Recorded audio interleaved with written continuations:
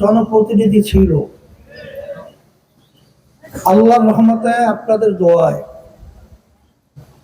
সারা বাংলাদেশের মধ্যে আপনারা যদি আলোচনা করেন খালেদ সাইফুল্লাহ সাহেব হুজুরকে ভালো একজন মানুষ হিসাবে 100% মানুষ এটা স্বীকৃতি তাদের জবান থেকে করতে বাধ্য হবে।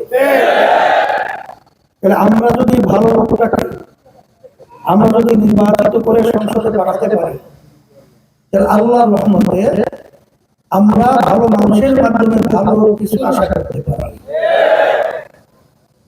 আর একটা আমি কথা বলছিলাম ভালো নীতি। আজকে বাংলাদেশের ভিতরে জাতীয় নির্বাচন চলছে, 2026 12ই ফেব্রুয়ারি জাতীয় নির্বাচন হবে।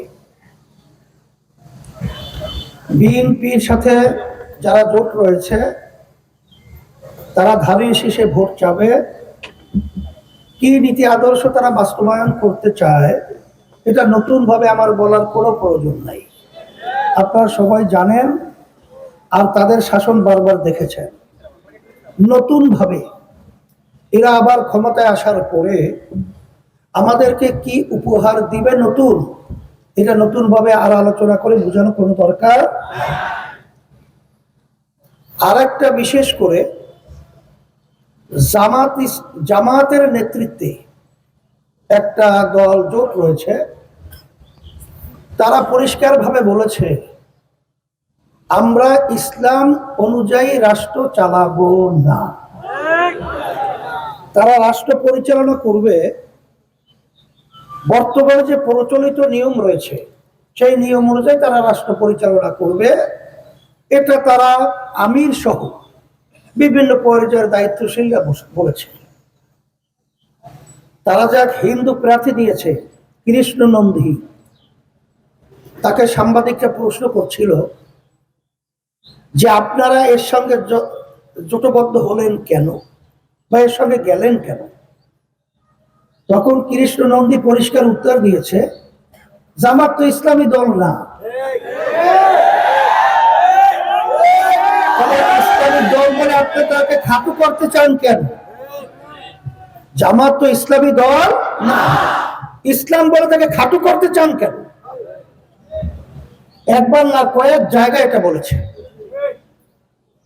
তাদের সাথে জোটবদ্ধ কর্নেল অলি সাহেব পরিষ্কার বলেছেন যে জামাতের আমির তো বলেছে তারা শরিয়া অনুযায়ী দেশ পরিচালনা করবে না। এরপরেও আপনারা খ্রিস্টান যে ওই যে সম্মানিতা মহিলা রয়েছে সে তো পরিষ্কার বলেছে জামাতের আমিরের সাথে আমার কথা হয়েছে, সে আমাদেরকে আশ্বস্ত করেছে যে আমরা শরিয়া অনুযায়ী রাষ্ট্র পরিচালনা করব। শরিয়া মানে কি? ইসলামী হলো শরিয়া। শরিয়া মানে কি আমরা নামাজ পড়ি, রোজা রাখি, হজ করি, যাকাত দেই, এইটাই শরিয়া। এই অনুযায়ী রাষ্ট্র পরিচালনা করবে না। তারা কোন নীতি আদর্শ অনুযায়ী রাষ্ট্র পরিচালনা করবে? যেই নীতি আদর্শের মাধ্যমে আমরা দেখেছি হাজার হাজার মায়ের কোলগুলো সন্তান হারা হয়ে গেছে। যেই নীতি আদর্শের মাধ্যমে আমরা দেখেছি যে এদেশের টাকা বিদেশে পাচার হয়ে বেগম পাড়া তৈরি হয়েছে। এদের পরিচালনা আমরা দেখেছি রাস্তায় মানুষ নামার পরে গুম হয়ে যেত, ঘরে গেলে খুন হয়ে যায়। নতুন ভাবে এই নীতি আদর্শের মাধ্যমে তারা ইনসাফ প্রতিষ্ঠিত করবে। কোন ইনসাফ? গোপনে আমেরিকার সাথে বসে ইনসাফ বাস্তবায়ন করবে, গোপনে ভারতের সাথে বসে ইনসাফ বাস্তবায়ন করবে। আমরা ভারতের ইনসাফ দেখেছি, আমরা আমেরিকার ইনসাফ দেখেছি। ওই সব বাংলার মানুষ আমরা দেখতে চাই না। আর খালেদ সাইফুল্লাহ সাহেব হুজুর যে ইনসাফ প্রতিষ্ঠিত করবে, আজকে বাংলাদেশের ভিতরে একটাই দল রয়েছে, একটাই মার্কা রয়েছে, যেই দলটা যেই মার্কাটা বাস্তবায়ন করতে চায় ইসলামী নীতি আদর্শ শরিয়া। ঠিক না?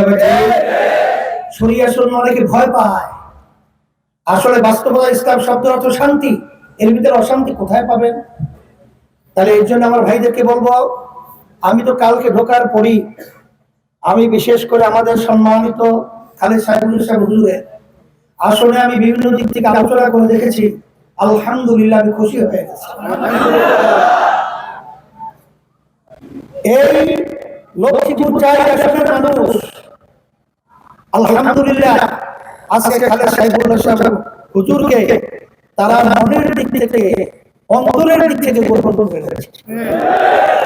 এবং আল্লাহ আমাদের গরমে ফেব্রুয়ারি নির্বাচনে ব্যাপক ভোটের ব্যবধানে আল্লাহর রহমতে আমি আশা করছি খালেদ সাইফুল্লাহ সাহেব হুজুর বিজয় হবে এবং এই জায়গাতে বিজয় হবে, বাংলাদেশের ইতিহাস রচনা হবে।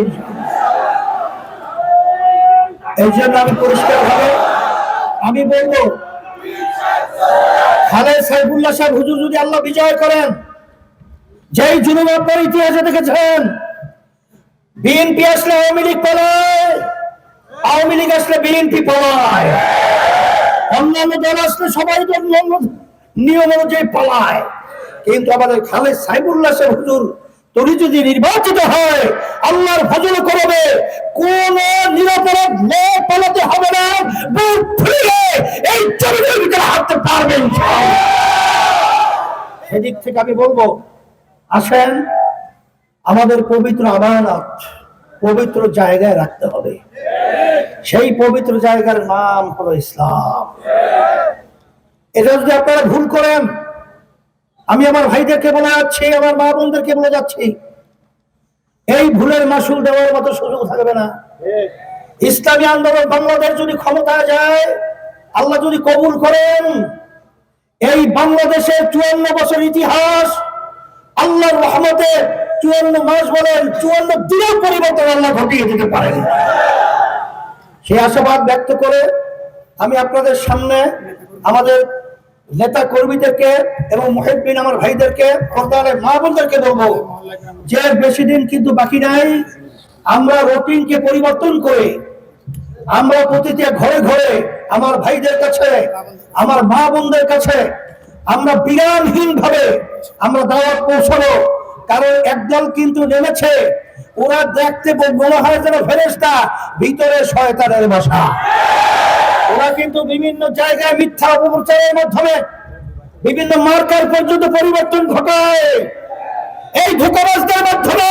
আর আমরা ধোঁকায় পড়তে চাই না, এটাকে প্রতিহত করতে হবে। আর হাত পাকা প্রতীকে আমার এই লাঠি দিয়ে আমার হযরতের মাধ্যমে এই দুর্নীতিকে, এই দুর্নীতিকে উৎখাত করতে হবে। এই জন্য আমি এই শান্তির প্রতি হাত পাখা আমি খালেদ সাইফুল্লাহ সাহেব হুজুরের হাতে উঠিয়ে দিয়ে আপনাদের কাছে আমানত হিসেবে রেখে গেলাম। আল্লাহ বিজয় দান করেন।